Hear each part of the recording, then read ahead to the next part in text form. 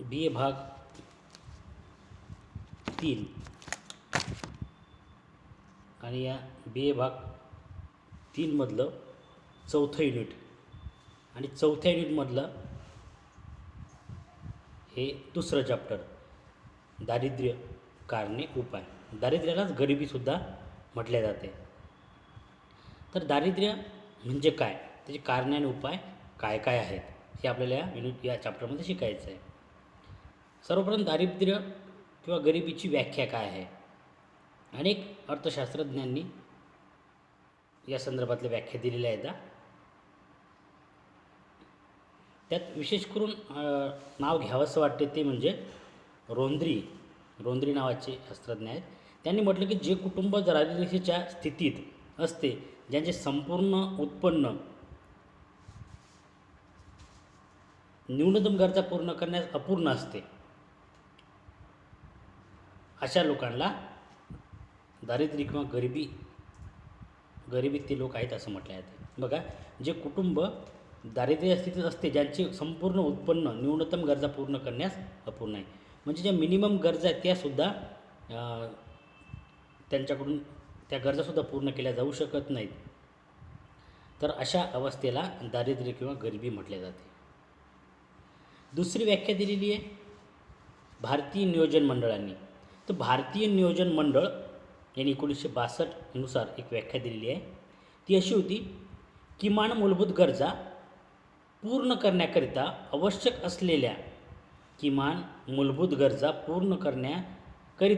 असलेल्या उत्पन्नापेक्षा ज्यांचे उत्पन्न कमी आहे ते गरीब होय. बघा,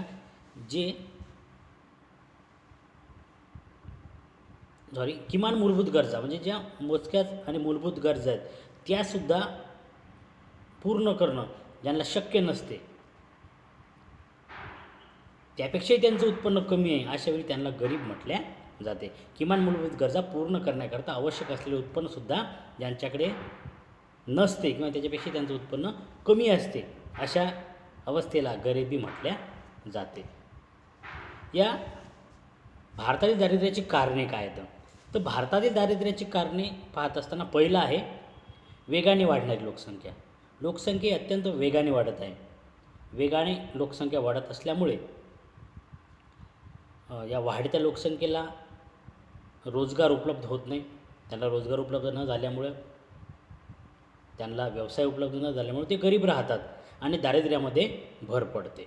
त्यामुळे वाढणारी लोकसंख्या हे एक प्रमुख कारण भारताच्या दृष्टीने जर विचार केला तर वाढती लोकसंख्या हे एक महत्त्वपूर्ण कारण या दारिद्र्याचं सांगितल्या जाते. दुसरं होतं वाढती बेकारी.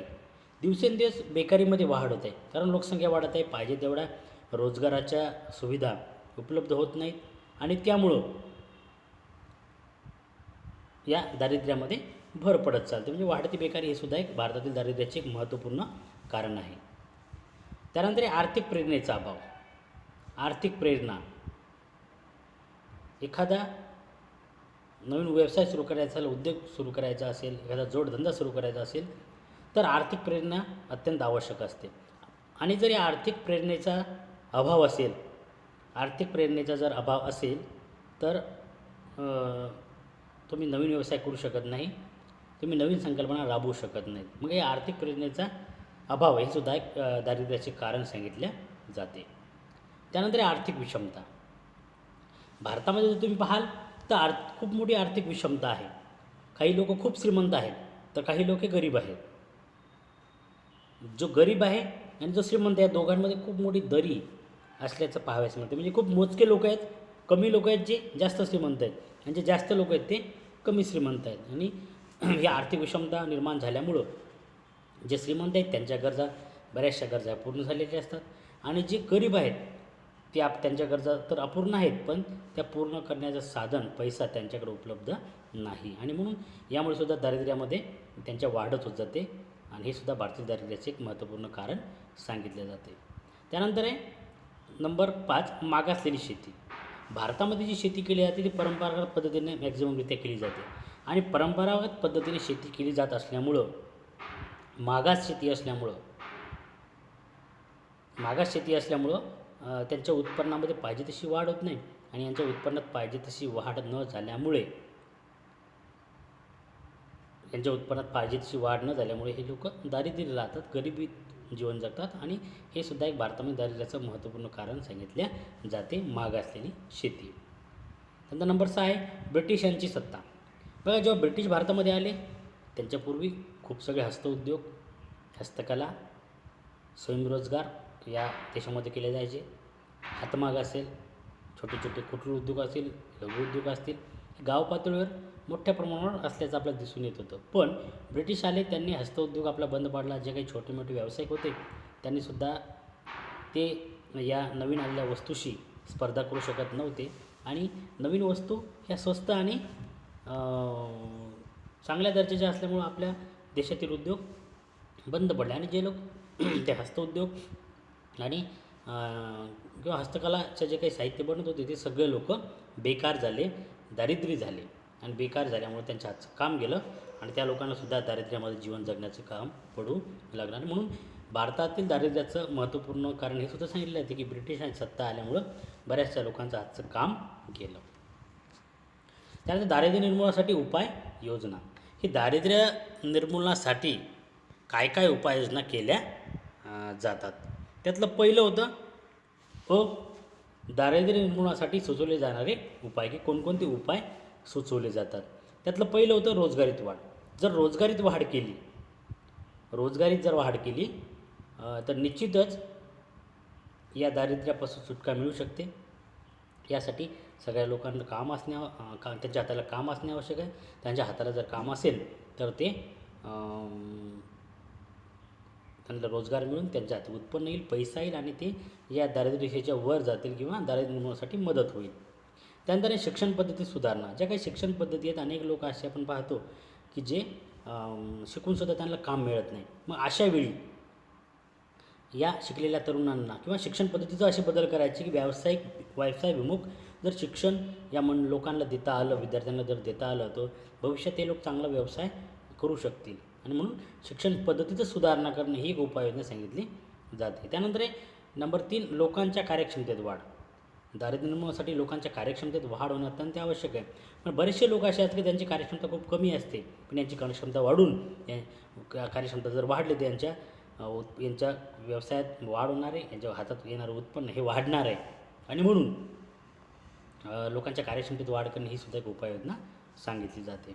त्यानंतर नंबर 4 कुटुंब नियोजन. आपण जेव्हा या दारिद्र्याची कारणं बघू लागलो त्यामध्ये एक महत्त्वपूर्ण कारण होतं वाढती लोकसंख्या. या वाढत्या लोकसंख्येला जर आळा घालायचा असेल तर कुटुंब नियोजन करावं लागेल. कुटुंब नियोजनाशिवाय पर्याय नाही. आणि कुटुंब नियोजन जर केलं त्यामुळं वाढती लोकसंख्या कंट्रोलमध्ये येईल, वाढणारी लोकसंख्या कमी वेगाने वाढेल आणि त्यामुळं जे काही उपलब्ध रोजगार आहे तो सुद्धा त्यांच्या वाट्याला किंवा त्याच्या हाताला मिळेल. आणि म्हणून कुटुंब नियोजन ही सुद्धा एक महत्त्वपूर्ण उपाययोजना या दारिद्र्य निर्मूलनाची सांगितल्या जाते. त्यानंतर नंबर 5 सार्वजनिक आरोग्यविषयक सुविधात वाढ. सार्वजनिक आरोग्यविषयक सुविधामध्ये वाढ. तर सार्वजनिक आरोग्यविषयक सुविधात वाढ. बऱ्याच वेळा असं होतं की लोकसंख्या वाढती का आहे, कारण जन्माला अपत्य हे किती दिवस टिकेल याचीच त्या लोकांना शाश्वती नसते. अशा वेळी मग ते जास्तीचे अपत्य जन्माला घालतात आणि जास्तीचे अपत्य जन्माला घातल्यामुळं लोकसंख्येमध्ये वाढ होते. पण झालेली अपत्य ही शेवटपर्यंत जिवंत राहतील, त्यांना वेगवेगळ्या औषधोपचार, वेगळ्या लसी जर वेळोवेळी दिल्या गेल्या तर त्यांचं जीवित राहण्याचं प्रमाण वाढेल आणि लोकांना एक शाश्वती मिळेल की जास्त अपत्य जन्माला घालण्याची गरज नाही. जे अपत्य आपण जन्माला घातले ते चांगले तंदुरुस्त आहेत.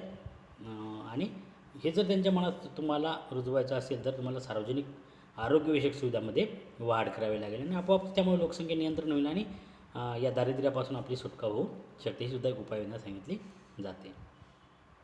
त्यानंतर नंबर 6 कृषी उत्पादकतेत वाढ. कृषी उत्पादकतेत वाढ. बघा, कृषी उत्पादकतेत वाढ. कृषी उत्पादकतेत वाढ करत असताना आपल्या असं लक्षात येते की आपल्या भारतामध्ये असलेलं उत्पन्न कृषी उत्पादकता आहे ती कमी आहे. तर त्यामध्ये वाढ झाली तर जास्तीत जास्त लोकांना काम मिळेल, जास्तीत जास्त प्रोडक्शन त्या शेतकऱ्याच्या हाती येईल, उत्पादन त्या शेतकऱ्याच्या हाती येईल आणि आपोआपच त्याची दारिद्र्यामधून सुटका होईल. त्यानंतर आहे लघु व कुटीर उद्योगाचा विकास. लघु व कुटीर उद्योगाचा विकास. देशामध्ये जर लोकांना हाताला काम द्यायचं असेल, त्यांना त्यांच्या हाताला रोजगार द्यायचा, त्यांच्या हातात उत्पन्न द्यायचं असेल, तर लघु आणि कुटीर उद्योगाचा विकास करणे अत्यंत आवश्यक आहे. जर लघु व कुटीर उद्योगाचा विकास केला गेला तर त्यामध्ये अनेक ग्रामीण भागातील लोक हे कामाला लागतील, त्यांच्या हाताला काम मिळेल. त्यांच्या हाताला काम मिळाल्यामुळे त्यांच्या हाती 4 पैसे येऊन ते आपल्या उत्पन्नामध्ये वाढ करू शकतात आणि या दारिद्र्यापासून सुद्धा सुटका मिळवू शकतात. कारण सरकारला सगळा रोजगार देणं शक्य होत नाही आहे. मागील काही वर्षामध्ये आपण पाहिलं रोजगारामध्ये फारशी वाढ झाली नाही आहे. आणि अशावेळी जर लघु आणि कुटीर उद्योगाचा जर विकास केला तर त्यामध्ये खूप मोठे लोक हे सामावले जाऊ शकतात आणि त्या लोकांच्या हाती उत्पन्न येऊन, त्यांच्या हाती पैसा येऊन त्यांचं दारिद्र्याचं निर्मूलन केलं जाऊ शकते. आणि म्हणून ही सुद्धा एक उपाययोजना या दारिद्र्य निर्मूलनासाठी सांगितली जाते.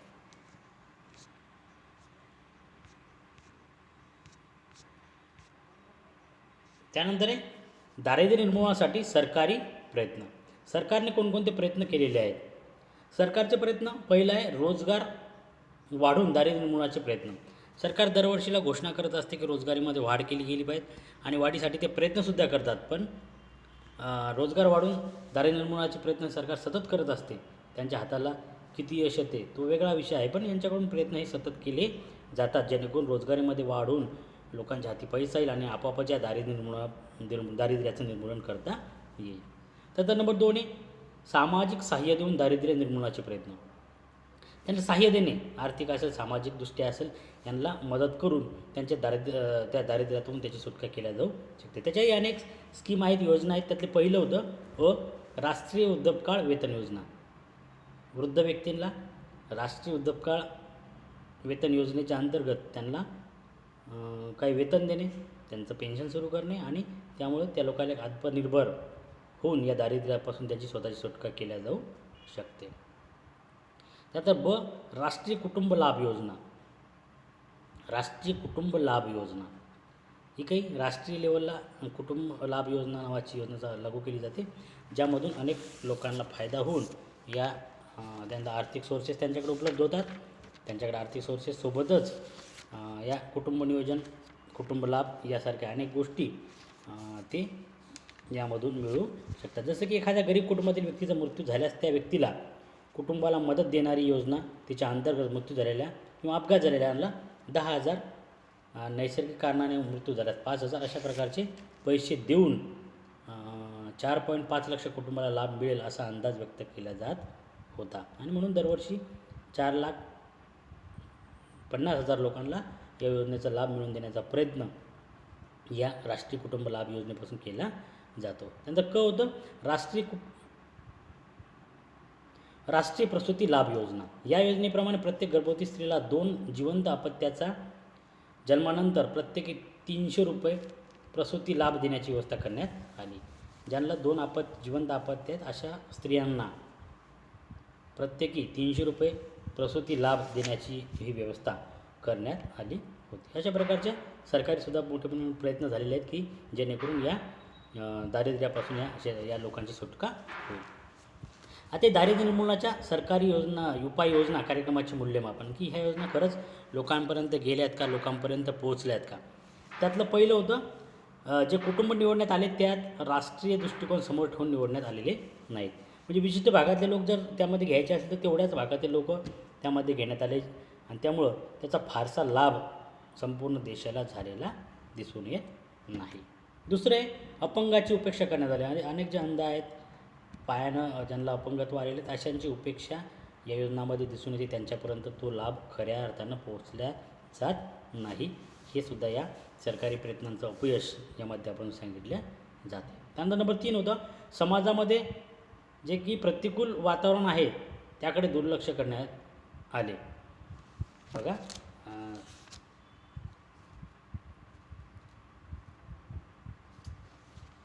सरकारी योजना जास्तीत जास्त वेतन, रोजगार व स्वयंरोजगार वाढवणार असल्याने कुटुंब कल्याण, सामाजिक सुरक्षा सारख्या दारिद्र्य निर्मूलन सहाय्यभूत ठरणारे कार्यक्रम राबवल्या जातात आणि अशा प्रकारचे कार्यक्रम ह्या योजना अपयशी ठरल्याचं दिसून येते. हे योजना अनेक माध्यमातून अपयशी ठरल्याचं वारंवार दिसून आलेलं आहे. त्यानंतर हे दारिद्र्य संदर्भातील कार्यक्रम राबवणे सरकारला शक्य झाले नाही.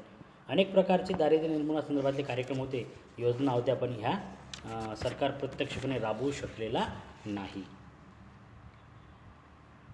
त्यानंतर दारिद्र्य निर्मूलनाच्या कार्यक्रमाच्या यशस्वीसाठी योजना, याच्यासाठी यशस्वी करण्यासाठी काही प्रयत्नसुद्धा करणे आवश्यक आहे. त्यातलं पहिलं होतं भूधारणेची कमाल मर्यादा निश्चित करून अतिरिक्त जमिनीचे गरीब कुटुंबामध्ये वाटप करायला पाहिजे. भूधारणेची मर्यादा निश्चित करून देणे आणि जास्तीची जमीन आहे ती गरीब कुटुंबामध्ये वाटप करून देणे, जेणेकरून त्या लोकांनासुद्धा आपल्या उत्पन्नामध्ये वाढ करता येऊ शकेल, त्यांच्या हातालासुद्धा काम मिळू शकेल. नंबर 2 होतं कुळ सुधारणा कार्यक्रम यशस्वीपणे राबवल्या पाहिजेत. जे काही कसेल त्याची जी जमीन होती कुळ कायद्यानुसार, तर ते कुळ कायदा त्याच्या यशस्वीसाठी अनेक नियम बंधनं लागू करणेसुद्धा आवश्यक आहे, तरच तो कुळ कायदा व्यवस्थित राबवला जाऊ शकतो, तो यशस्वी होऊ शकतो.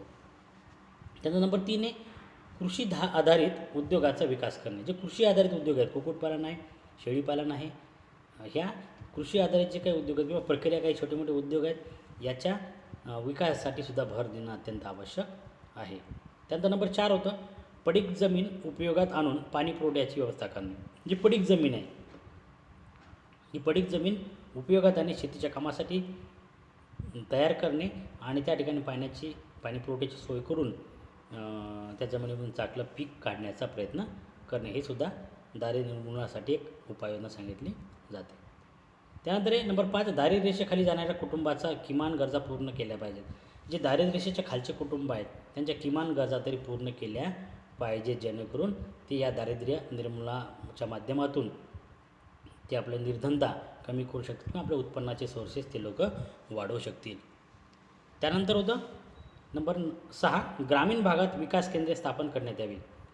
ग्रामीण भागामध्ये अनेक छोटे मोठे व्यवसाय उद्योग चालत असतात आणि कुक्कुटपालन असेल, शेळीपालन असेल, मत्स्य व्यवसाय असेल, तर अशी केंद्रे स्थापन करण्यात यावी, जेणेकरून त्या भागातील लोकांना चांगल्या पद्धतीने तो जोडधंदा, तो छोटा व्यवसाय किंवा तो लघु उद्योग, कुटीर उद्योग व्यवस्थितपणे तो हाताळू शकेल, राबवू शकेल. आणि यासाठी ग्रामीण भागामध्ये अशी केंद्रे स्थापन करण्यात यावी. एकूणच काय तर दारिद्र्य निर्मूलन करायचं असेल तर लोकांमध्ये आर्थिक प्रयत्नासोबतच सरकारने सुद्धा प्रयत्न करणं गरजेचं आहे. सरकारी प्रयत्नासोबतच प्रत्येक व्यक्तीलासुद्धा आपण या दारिद्र्य रेषेच्या बाहेर यावं हे मनामधून वाटलं पाहिजे, तरच तो व्यक्ती दारिद्र्य निर्मूलन करू शकतो किंवा त्या गरिबीमधून तो बाहेर येऊ शकतो. अशा प्रकारे आपलं हे चॅप्टर संपलं.